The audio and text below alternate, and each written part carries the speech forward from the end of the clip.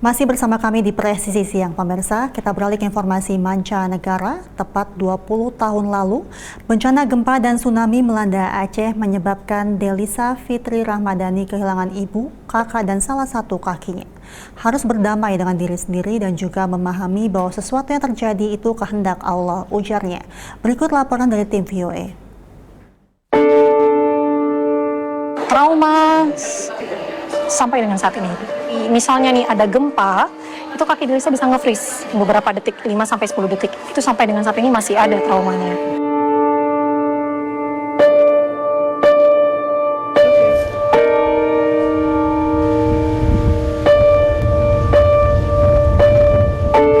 Delapan hari di pengungsian, tidak memiliki obat, hanya ada infus, perban tidak diganti, kaki saya busuk lagi.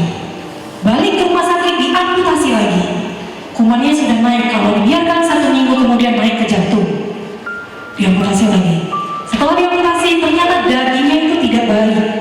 Menurut dokter, diamputasi lagi lah yang ketiga kalinya.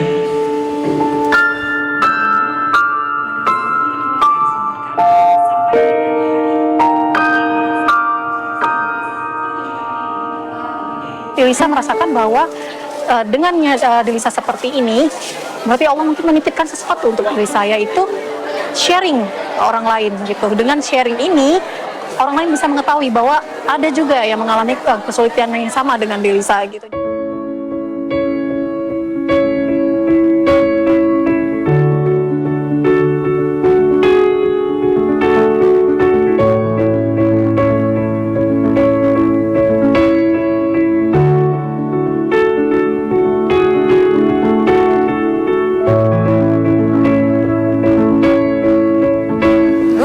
Suka nari, saya suka nari kan di pengungsian di Posko Jenggala, diajak anak-anak misalnya untuk menghilangkan trauma tsunami itu, untuk diajak tuh senang-senang.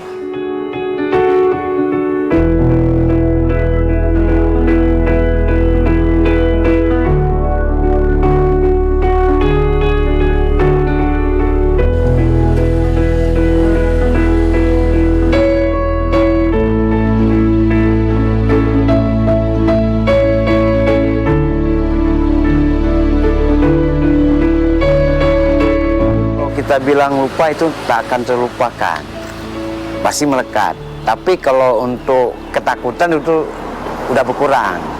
Membayangkan bagaimana tsunami itu yang kadang-kadang kan terenung sendiri, kalau terjadi lagi bagaimana?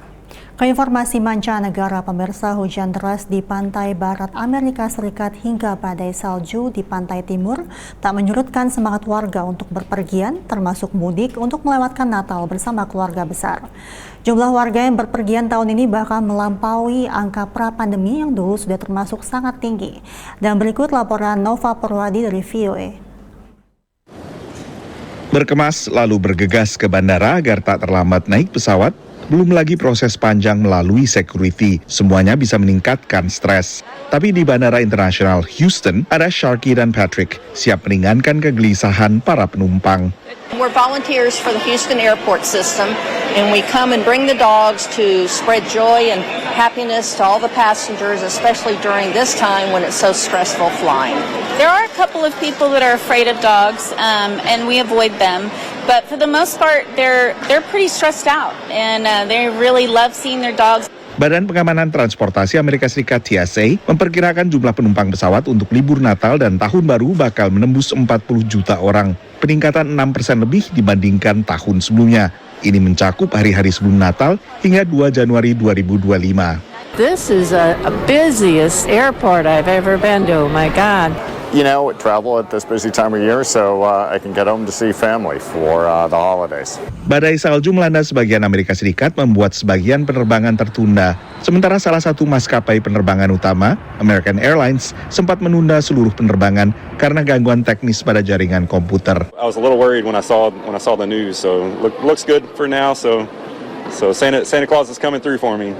Jumlah warga yang bepergian pada libur Natal tahun ini tak hanya melampaui angka tahun sebelumnya, tapi juga angka pra-pandemi. the busiest air travel days of all time have happened this year. So airline travel is just really high right now. But most people do drive to their destinations, and that's true for every holiday.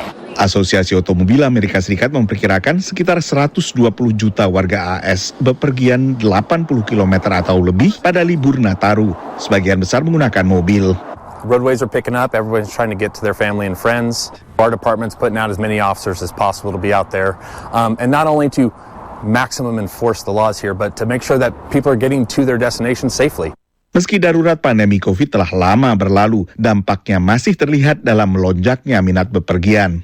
Travel as far as going to visit family or friends, going to stay at a rental home together at the beach, or maybe going to Europe with loved ones and staying at a budget hotel. People are making it happen. And I think it has to do a lot with, I think, sort of a psychological shift in the view of travel post-pandemic. I think people value it a lot more than they did before.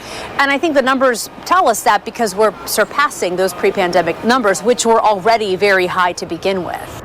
Peningkatan jumlah penumpang pesawat ini terjadi di tengah peningkatan harga rata-rata tiket pesawat. Menurut pantauan AAA, rata-rata perjalanan domestik meningkat 4% harga tiketnya dibandingkan tahun sebelumnya. Sementara untuk perjalanan internasional, harga tiket rata-rata naik 13%. Dari Washington DC, saya Nova Purwadi dan tim VOA. Pemirsa, Presisi Siang akan segera kembali, tetaplah bersama kami.